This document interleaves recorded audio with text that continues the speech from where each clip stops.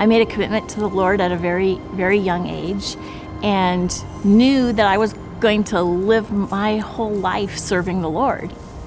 You just have certain things that you anticipate, are all planned out. You're going to find a wonderful, godly man to marry and, raise godly little children, and everything is just going to be wonderful. A lot of my story goes that way. I met a man that I just fell totally in love with when I was in college. So we were married right out of college. I felt like there was nobody that could have been a better match for me. Children came along. We had 4 beautiful boys. He started looking at pastoring. And, I just thought that's perfect. I just determined that I was going to be the most supportive wife that he could have. And that was really my goal. The year before he was to graduate from seminary, I was diagnosed with ovarian cancer. Stage 4. What a shock. It brought us even closer together. I felt that we just cried together and prayed together. We had a church by that time. It was a small church, about 150 people, but they rallied around us and they were just so full of faith.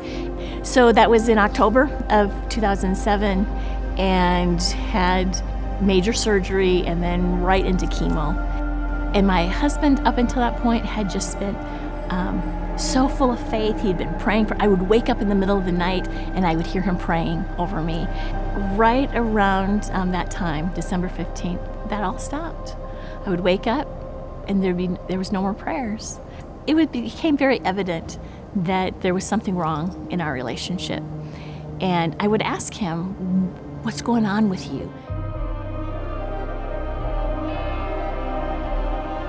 It was a few months after that I found out that he was having an affair.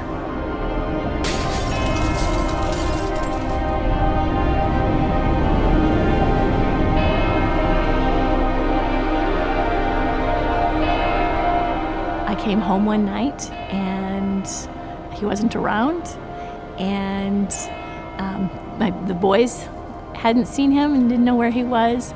And then I got a text message that said, "I'm done. I'm not coming home."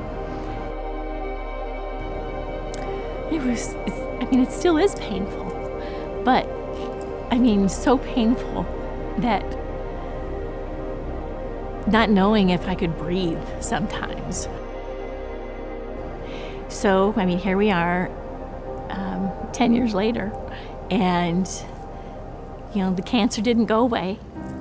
It was maintained for a long time, but since in this 10 years, I've had 3 major surgeries and have been on chemo probably 8 different times. And for these last year and a half, I've been on chemo straight. Even to the point where I've got hair coming out now, and probably, in another week, it'll all be gone. When you lay it all aside or have so much of it stripped from you, I just felt like, where else would I go but to the Lord?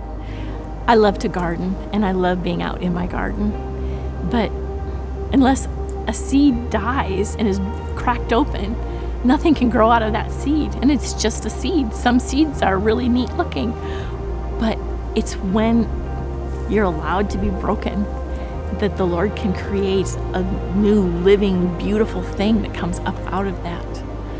And it might not look anything like what you ever thought.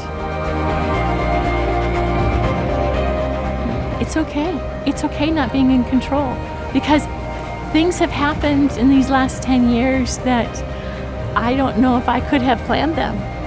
But, turning that over to the Lord and just letting Him work it out has been really a lot of fun. So I'm okay turning over control to Him.